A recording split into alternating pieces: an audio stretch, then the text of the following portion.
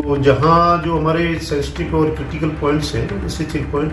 वहाँ हमने थोड़ी सी एक्स्ट्रा पुलिस गश्त करा दी, क्योंकि लोगों से अपील करूंगा, स्थानीय व्यापारियों से अपील करेंगे इस विषय में कि अपने आगे कम से कम जाम लगने की स्थिति न उत्पन्न होने दें, जो भी गाड़ियां हैं, मोटरसाइकिलें हैं, क्योंकि सभी में सहयोग हमारा भी जरूरी है। सरकार अकेली काम नहीं कर सकती है।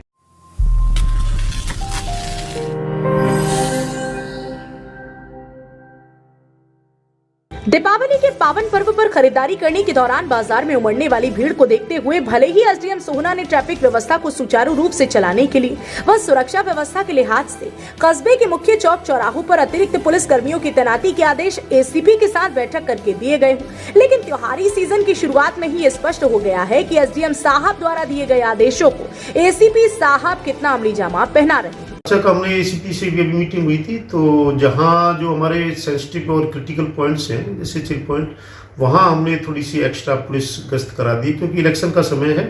इलेक्शन की भी आवाजाही रहेगी, इलेक्शन के दौरान भी थोड़ा सा लॉ एंड ऑर्डर की दिक्कत रहती है, तो हमने जो ऐसे क्रिटिकल पॉइंट है वहाँ सुरक्षा व्यवस्था पावन पूरी तरह। जरा गौर से देखिए इन तस्वीरों को। ये तस्वीरें सोहना गुरुग्राम मार्ग के नेशनल हाईवे की हैं, जहां पर आप देखेंगे कि लंबा जाम लगा हुआ है, जिस जाम के अंदर आप देखेंगे कि एम्बुलेंस, हरियाणा रोडवेज की बसें, स्कूल बसें व उच्च अधिकारियों की गाड़ियां फंसी हुई हैं। इसके अलावा सोहना बाजार का मुख्य मार्ग, एसडीएम ऑफिस, मॉडल सांस्कृतिक सरकारी स्कूल सहित नागरिक अस्पताल गेट के सामने पूरा जाम लगा हुआ है। अगर हम बात करें ट्रैफिक पुलिस कर्मियों की, तो जाम खुलवाने के लिए ना तो यहाँ पर कोई ट्रैफिक कर्मी मौजूद है और ना ही स्थानीय पुलिस का कोई कर्मचारी, लेकिन हाँ, ट्रैफिक पुलिस की ईआरवी गाड़ी जो कि 5 मिनट के अंदर मौके पर पहुंचने का दावा करती है, वो जरूर जाम के अंदर फंसी हुई है। अब इसे सोहना का दुर्भाग्य कहें या फिर यहाँ पर तैनात अधिकारियों की दबंगई। हालांकि सोहना की इस गंभीर समस्या को लेकर जब हमने सोहना बीजेपी के मंडल अध्यक्ष से बात की, तो उन्होंने भी सोहना की समस्या को स्वीकारते हुए अधिकारियों से मिलकर समाधान करने की बात कही है।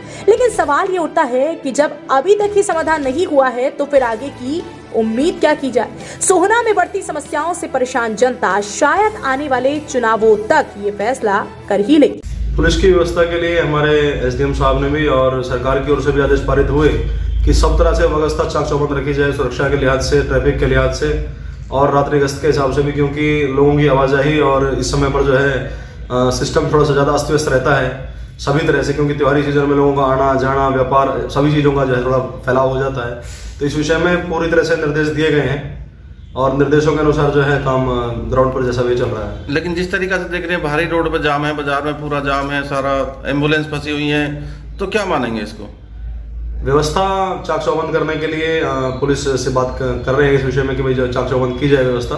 कुछ कमियां नजर आ रही हैं कि भाई जगह जगहों पर जो है हॉटस्पॉट जहाँ भी हैं भीड़ के, वहाँ पर थोड़ी सी ट्रैफिक व्यवस्था ठीक होनी चाहिए, क्योंकि त्योहारी सीजन में गाड़ियाँ रुकना ये भी एक जो है नुकसान का स्थिति रहती है। और बाजार में भी मैं लोगों से अपील करूंगा, स्थानीय व्यापारियों से अपील करेंगे इस विषय में कि अपने आगे कम से कम जाम लगने की स्थिति न उत्पन्न होने दें, जो भी गाड़ियां हैं, मोटरसाइकिलें हैं, क्योंकि सभी में सहयोग हमारा भी जरूरी है। सरकार अकेली काम नहीं कर सकती है। बता दें कि जहां इस त्योहारी सीजन में दुकानों के सामने दुकानदारों द्वारा जमकर अतिक्रमण किया हुआ है, वहीं दूसरी तरफ कस्बे के अंदर पूरी तरह से गंदगी पसरी हुई है, जिसकी तरफ ना तो स्थानीय अधिकारियों से लेकर जिले के आला अधिकारियों का कोई ध्यान है और ना ही जनता द्वारा चुने गए नुमाइंदों का। अब ऐसे में सवाल ये उठता है कि सोहना वासी अपना दुखड़ा किसके सामने जाकर रोएं, ताकि सोहना का उद्धार हो सके। हरियाणा वरदान के लिए सोहना से संवाददाता विशाल राघव की रिपोर्ट। देश व प्रदेश की खबरों को सबसे पहले देखने के लिए हरियाणा वरदान चैनल को सब्सक्राइब करें, लाइक करें व शेयर करें।